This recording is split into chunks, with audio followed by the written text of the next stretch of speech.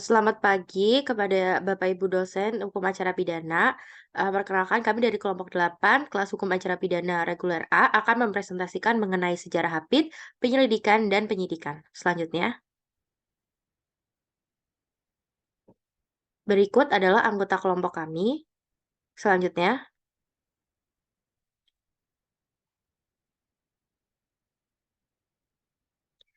yang pertama akan dibahas mengenai sejarah hukum acara pidana. Sejarah hukum acara pidana mencakup zaman kolonialisme, zaman setelah kemerdekaan, dan zaman penyusunan Kitab Undang-Undang Hukum Acara Pidana. Selanjutnya,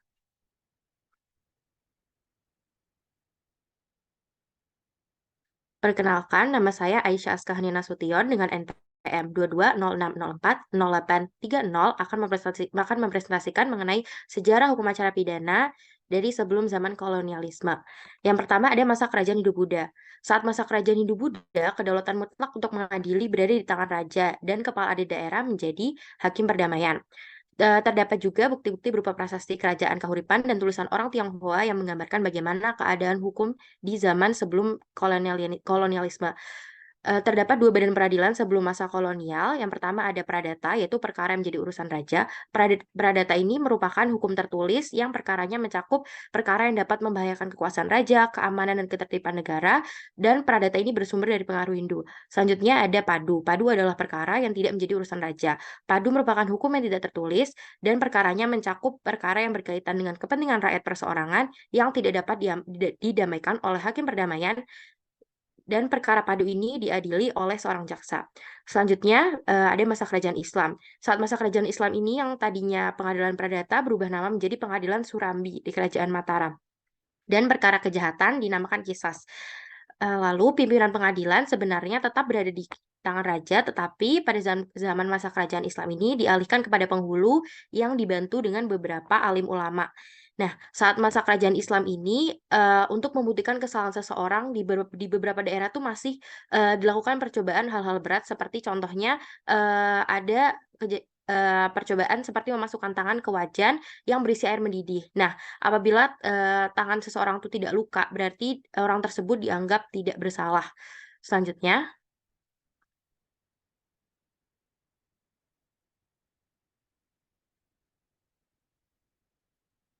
lalu terdapat, masa penjajahan Belanda. Saat masa penjajahan Belanda ini berlaku asas konkordansi. Nah, lalu saat zaman VOC dibentuk suatu majelis pengadilan yang dinamakan College van Sepenen. Lalu untuk zaman Daendels, diubah tata peradilan dari Raad van Justitie menjadi Hoge Raad.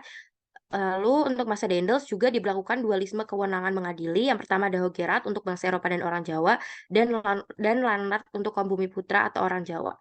Selanjutnya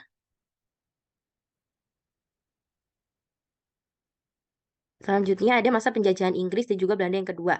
Saat masa penjajahan Inggris ini terutama pada masa Raffles itu dikeluarkan 4 poin peraturan baru yang membentuk, badan peradilan baru yaitu Division Court, Bupati Court, Resident Court, dan juga Court of Circuit. Lalu juga dikeluarkan Maklumat 27 Januari 1812 yang isinya semua pengadilan untuk bangsa Eropa berlaku juga untuk bangsa Indonesia.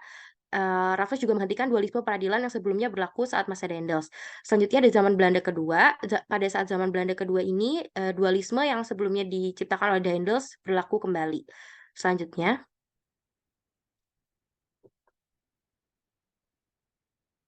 Selanjutnya yang terakhir ada masa penjajahan Jepang. Saat masa penjajahan Jepang ini diciptakan Undang-Undang Bala Tentara Jepang, yaitu yang isinya segala peraturan yang sebelumnya, diberlakukan di pemerintahan Hindia Belanda tetap berlaku selama tidak bertentangan dengan peraturan Bala Tentara Jepang. Lalu juga dikeluarkan Undang-Undang Nomor 14 Tahun 1942 yang membentuk pengadilan sipil yang mengadili perkara perdata dan pidana. Selanjutnya akan dilanjutkan oleh rekan saya. Baik, sebelumnya perkenalkan nama saya Apnamida dengan NPM 2206064502. Di sini saya akan menjelaskan mengenai sejarah setelah kemerdekaannya bagaimana. Setelah kemerdekaan, dibikin Undang-Undang Darurat Nomor 1 Tahun 1945. Dengan adanya undang-undang ini menjadi suatu momentum bagi Indonesia karena Republik Indonesia Serikat itu sudah dibubarkan, lalu mengembalikan tempat kedudukan PT ke tempat semula juga menghapuskan badan-badan pengadilan sebelumnya. Dengan adanya UU ini juga, badan pengadilan sipil meliputi PN, PT, dan MA. Lalu setelah sudah tidak digunakan lagi, berlakulah KUHP yang pastinya membawa perubahan-perubahan dalam sistem peradilan pidana di Indonesia. Karena KUHP sendiri itu merubah paradigma sistem peradilan pidana dalam KUHP. Dengan adanya KUHP, tidak dipungkiri telah membawa sistem peradilan pidana ke arah yang lebih maju, di mana di KUHP mengutamakan bagaimana biar tujuan dari sistem peradilan pidana itu tercapai. Dan juga di dalam KUHP juga memuat antara lain penghapusan pengakuan sebagai alat bukti, memperkuat perlindungan hak-hak tersangka, pembatasan jangka waktu penahanan, diferensial fungsional, dan lembaga pra-peradilan. Adanya KUHP juga menjamin keberlakuannya HAM. Baik, materi selanjutnya akan disampaikan oleh rekan saya. Selamat pagi, perkenalkan saya Ivan dengan NPM 2206817521 akan menjelaskan mengenai penyusunan Kitab Undang-Undang Acara Pidana. Seperti dijelaskan sebelumnya, bahwa kita memiliki Undang-Undang Darurat Nomor 1 Tahun 1951, di mana dalam pasal 6 itu dijelaskan bahwasanya acara perkara pidana di pengadilan negeri berlaku HIR. Namun ini terjadi perubahan karena kita menginginkan acara pidana yang berdasarkan Pancasila dan Undang-Undang Dasar. Sehingga pada tahun 1967, di mana proses pembentukan KUHP ini berlangsung selama 14 tahun, dibentuklah panitia intern Departemen Kehakiman untuk menyusun dan merancang RUU KUHP ini. Selanjutnya di tahun 1968-nya dimulailah Seminar Hukum Nasional 2 yang diselenggarakan oleh LPHN, yaitu Lembaga Pembinaan Hukum Nasional, yang dimana dalam seminar ini memuat 3 hal. Yang pertama itu adalah mengenai acara pidananya sendiri, kedua itu ada HAM-nya, dan yang ketiga hasil RUU untuk acara pidananya. Dan di tahun 1973, konsep-konsep seminar tadi ini dan diberikan kepada panitia intern sebagai bahan untuk menyusun RUU hukum acara pidana. Nanti hasilnya itu dimusyawarahkan oleh Jakung, Kementerian Pertahanan Keamanan, Polri, dan Kehakiman. Next slide. Di tahun 1974-nya, kemudian naskah RUU acara pidana ini disempurnakan dan disampaikan oleh Kementerian Kehakiman kepada Seskap atau Sekretariat Kabinet, dari Seskap ini ke MA, Kejagung, Hankam, Departemen Kehakiman untuk dimintakan pendapat. Dan kemudian akan dibahas lagi berdasarkan dari wakil-wakil 4 instansi tadi. Dan di tanggal 12 September 1979, berdasarkan amanat Presiden Soeharto nomor 6 garis miring PU garis miring IX garis miring 1979, bahwasanya rancangan undang-undang acara pidana ini harus diserahkan ke DPR agar disahkan atau dilegalkan. Dan pada 23 September 1981, pada sidang plenonya akhirnya DPR mengesahkan RUU rancangan acara pidana ini, dan di tanggal 1 Agustus 1983 kita baru memiliki KUHP ini. Next slide.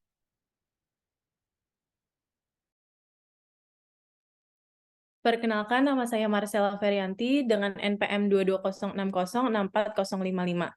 Selanjutnya di sini kami akan memaparkan materi mengenai penyelidikan. Dalam materi ini kami akan membahas definisi, kompetensi penyelidik, kewenangan penyelidik, penyelidik di luar Polri, koordinasi penyelidik, dan proses penyelidikan. Next. Sebelum membahas lebih jauh mengenai penyelidikan, ada baiknya kita mengetahui definisi dari penyelidikan itu sendiri. Definisi penyelidikan sebagaimana diatur dalam pasal 1 angka 5 KUHP, sedangkan mengenai definisi penyelidik sendiri diatur pada pasal 1 angka 4 KUHP. Pada intinya, penyelidikan ini adalah dilakukan sebagai pencarian dan penemuan peristiwa yang diduga sebagai tindak pidana itu bisa atau tidak ditingkatkan ke penyidikan. Siapa yang melakukan penyelidikan? Yang melakukan penyelidikan adalah penyelidik. Penyelidik adalah pejabat polisi negara Republik Indonesia yang wewenangnya diatur oleh undang-undang untuk melakukan penyelidikan. Mengenai materi ini akan dibahas lebih lanjut oleh rekan saya.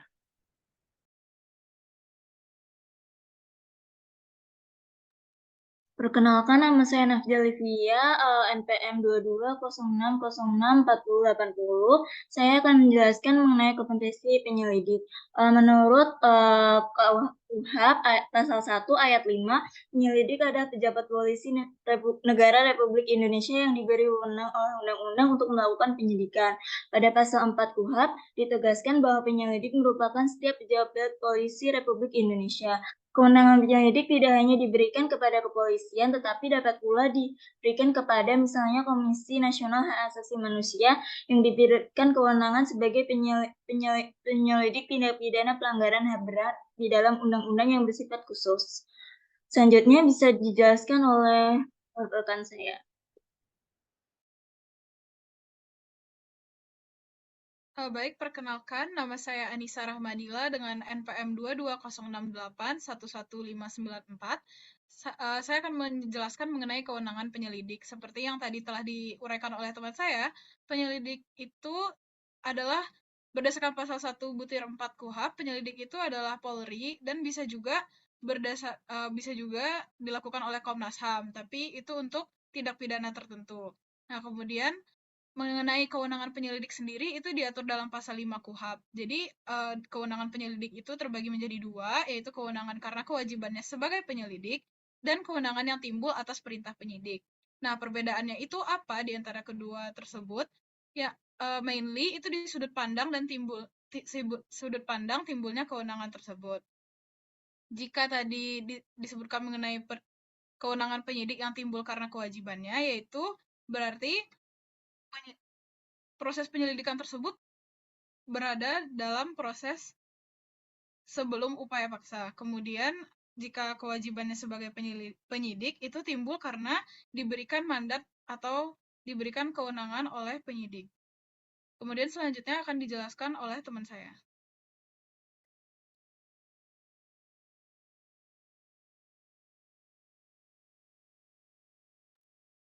Oke, terima kasih ya Nisa. Untuk selanjutnya izinkan saya untuk memaparkan materi. Perkenalkan, nama saya Najwa Sabidah Syahdanani dengan NPM 2206064465. Sebagaimana yang telah disebutkan oleh Anissa sebelumnya, bahwa kewenangan penyelidik itu ada dua, yaitu kewajiban dan juga sebagai kewajiban dan juga perintah penyidik. Untuk kewajiban, kewenangan penyidik itu yang pertama ada menerima laporan atau pengaduan dari seorang tentang adanya tindak pidana, mencari keterangan dan barang bukti, menyuruh berhenti seorang yang dicurigai dan menanyakan serta memeriksa tanda pengenal diri. Lalu selanjutnya mengadakan tindakan lain menurut hukum yang bertanggung jawab. Lalu kewenangan penyelidik atas perintah penyidik itu juga ada 4, yaitu melakukan penangkapan, larangan meninggalkan tempat, penggeledahan dan penahanan, melakukan pemeriksaan penyitaan surat, mengambil sidik jari dan memotret seseorang, membawa dan menghadapkan seseorang pada penyidik. Next.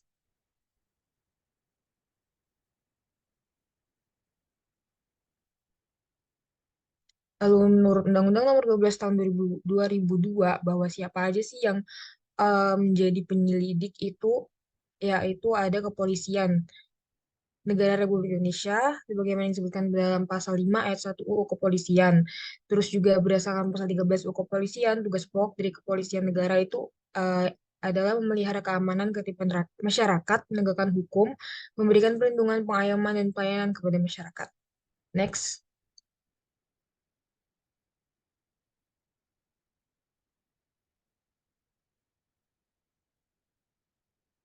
Nah, kewenangan kepolisian NRI sebagai penyelidik itu juga dapat dilihat dalam pasal 15 dan juga dalam pasal 13, 14 Kepolisian Negara Republik Indonesia, sebagaimana yang telah dijabarkan dalam slide berikut. Next.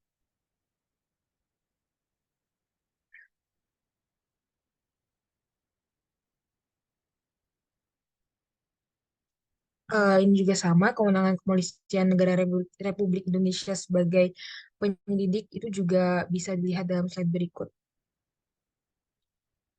Untuk selanjutnya, mungkin boleh lanjut untuk jelaskan penyelidik di luar Polri. Terima kasih. Terima kasih, Vita. Perkenalkan, nama saya Marcella Ferianti dengan NPM 2206064055. Selanjutnya, Saya akan menjelaskan tentang penyelidik di luar Polri. Pada pembahasan sebelumnya pun dijelaskan bahwa Polri yang memiliki kewenangan dalam penyelidikan. Namun, apakah ada penyelidikan yang dilakukan di luar Polri? Jawabannya ada. Tetapi hanya tindak pidana tertentu saja, seperti pada tindak pidana korupsi yang penyidikannya diberikan kepada KPK dan tindak pidana narkotika yang penyelidikannya diberikan kepada BNN. Selain itu, pada tindak pidana pelanggaran HAM berat, mengkhususkan kewenangan penyelidikan dengan tindak pidana pelanggaran HAM berat kepada Komnas HAM. Namun, hal ini dengan catatan bahwa kewenangan lembaga-lembaga di luar Polri tidak menghapus kewenangan Polri sebagai penyelidik dalam tindak pidana tersebut. Selanjutnya akan dijelaskan lebih lanjut oleh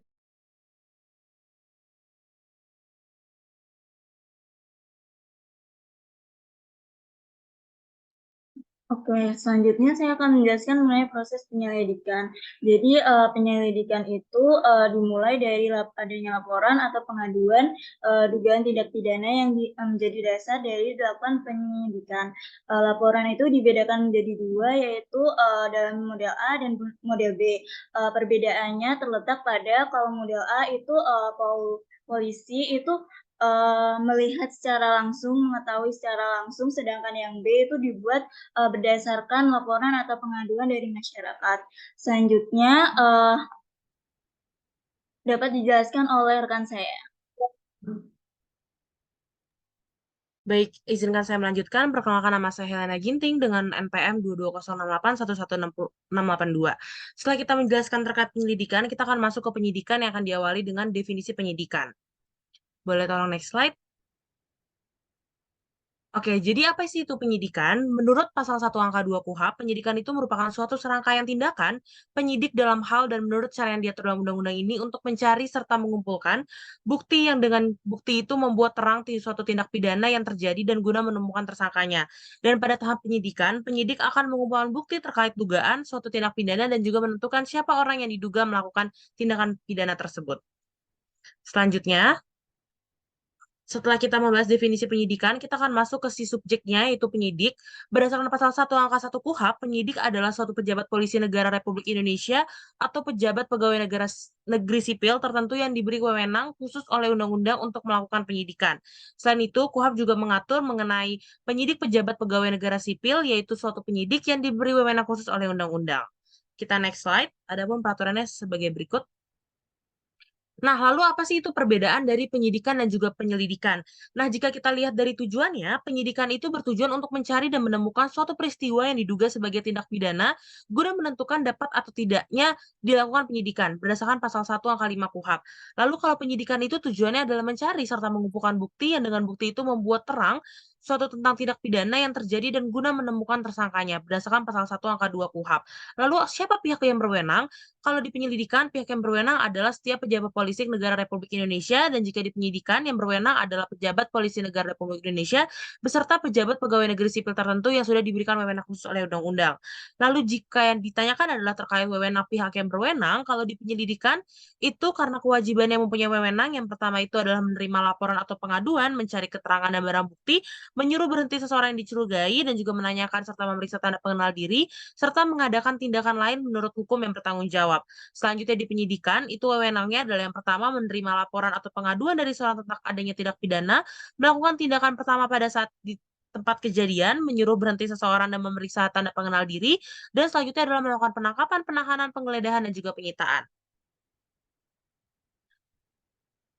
Nah, ini perbedaan yang terakhir masih terkait wewenang. Jadi kalau di penyelidikan itu, atas perintah penyidik dan penyelidik dapat melakukan tindakan berupa penangkapan, larangan meninggalkan tempat, penggeledahan juga penahanan, pemeriksaan dan penyitaan surat, mengambil sidik jari dan juga memotret seseorang, dan juga membawa dan menghadapkan seseorang kepada para penyidik berdasarkan pasal 5 ayat 1 KUHP. Selanjutnya kalau penyidik, wewenang selanjutnya itu adalah melakukan pemeriksaan atau penyitaan surat, mengambil sidik jari, memanggil orang untuk didengar, mendatangkan orang ahli, mengadakan pemberhentian, dan bisa dilihat di slide selanjutnya akan dilanjutkan oleh rekan saya.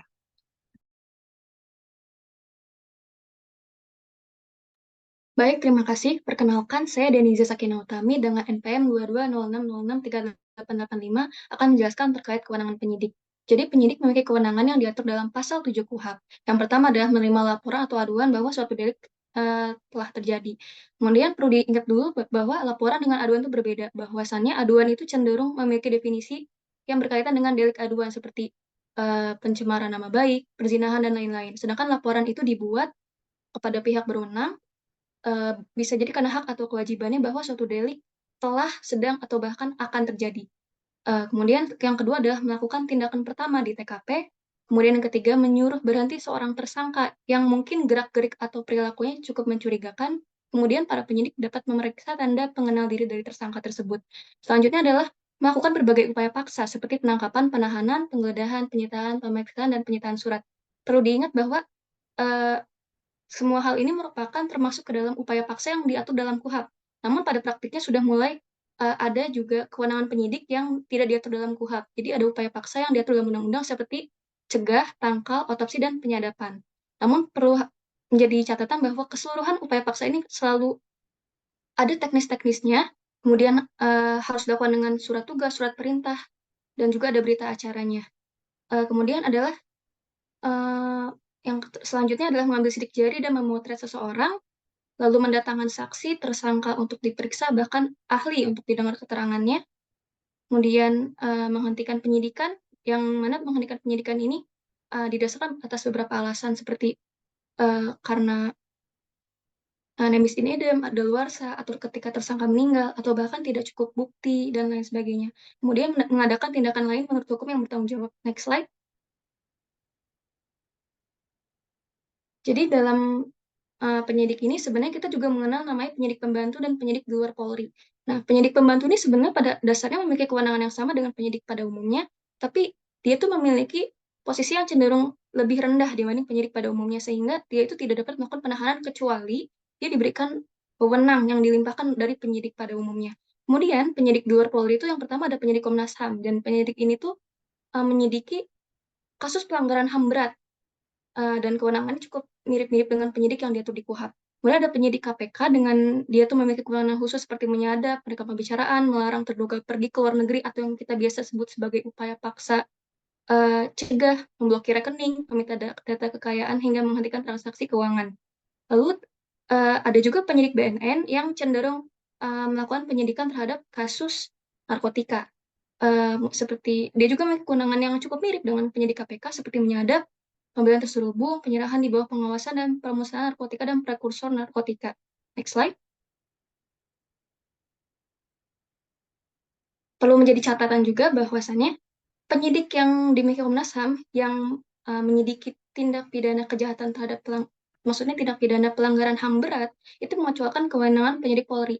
Jadi intinya ketika suatu pelanggaran HAM berat telah terjadi, satu-satu yang menjadi penyidik adalah penyidik Komnas HAM, sedangkan Polri sama sekali tidak turut andil sebagai penyidik dalam hal itu. Berbeda halnya dengan penyidik KPK dan penyidik BNN yang menyidiki tindak pidana korupsi dan tindak pidana narkotika. Dalam hal ini mereka masih bekerja sama dan masih ada campur tangan penyidik Polri di dalamnya. Next slide.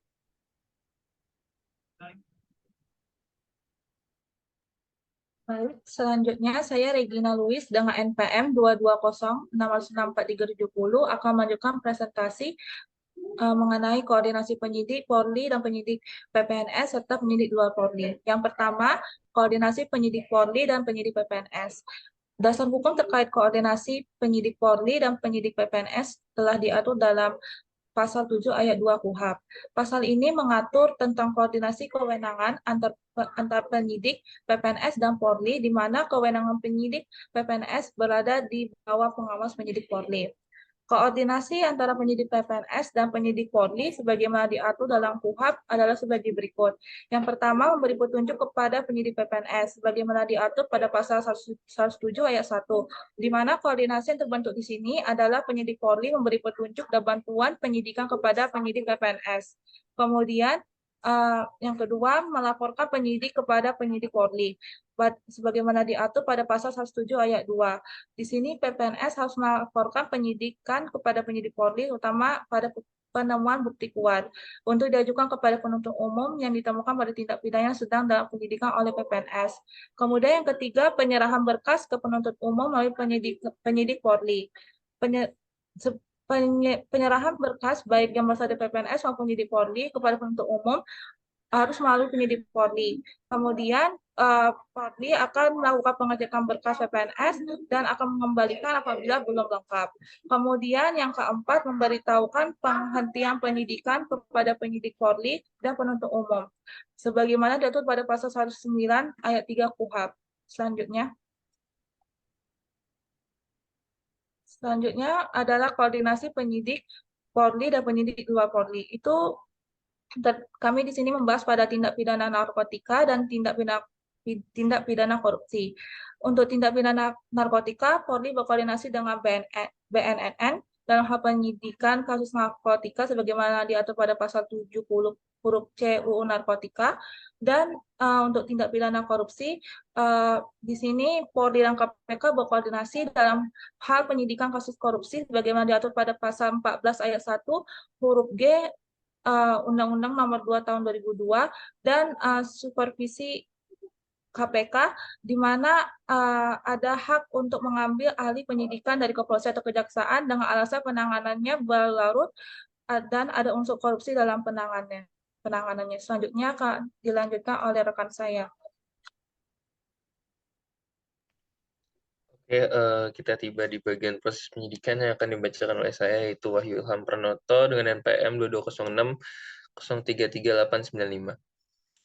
Pertama-tama sebenarnya penyidikan itu untuk mengetahui proses dimulainya, itu perlu ada dugaan tindak pidana yang sudah kita tahu itu dapat dicari melalui penyelidikan. Nah, di penyidikan ini pun sebenarnya secara formal akan diketahui ketika pejabat yang telah diberi surat perintah itu mengajukan surat perintah dimulainya penyidikan atau SPDP dan harusnya diberitahukan kepada penuntut umum. Boleh next.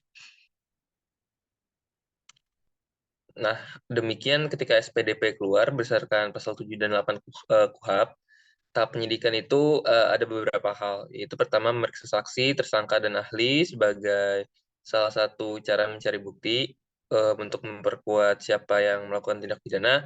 Kemudian melakukan upaya paksa, ini juga termasuk cara mencari bukti, dan ini akan dibahas tersendiri di bab selanjutnya. Kemudian menetapkan tersangka jika sudah ada bukti-buktinya, kemudian melaksanakan tindakan sebelumnya yang dibuatkan berita acara dan disampaikan kepada penuntut umum. Jadi dalam penyidikan itu ketika kita melakukan upaya paksa ataupun pemeriksaan saksi, tersangka, dan ahli maupun penetapan tersangka itu perlu dibuatkan berita acara untuk dilaporkan ke penuntut umum. Jadi kemudian juga diperlukan dilaksanakan gelar perkara pada tindak pidana tertentu. Dimungkinkan melakukan gelar perkara ketika terjadi tindak pidana yang memang sekiranya butuh adanya gelar perkara seperti tindak pidana yang memang sulit dibuktikan dengan keterangan saksi maupun tersangka maupun ahli. Kemudian proses penyelesaian penyidikan diikuti dengan penyerahan berkas perkara kepada penuntut umum yang dibarengi dengan barang bukti dan tersangka. Ini merupakan melanjutkan kepada proses selanjutnya, yaitu pra penuntutan. Kemudian dalam beberapa kondisi jika penyidik merasa tidak ada tindak pidana yang terjadi atau bahkan bukan ada tindak pidana maupun tidak cukup bukti untuk melakukan tindak pidana ataupun dihentikan demi hukum, jadi kita juga bisa menghentikan penyidikan oleh penyidik. Gitu. Sekiranya itu yang bisa kami sampaikan. Semoga apa yang kita presentasikan menjadi manfaat dan berkah untuk masyarakat dan bangsa negara kita. Sekian dari kami ke kelompok 8. Wassalamualaikum warahmatullahi wabarakatuh.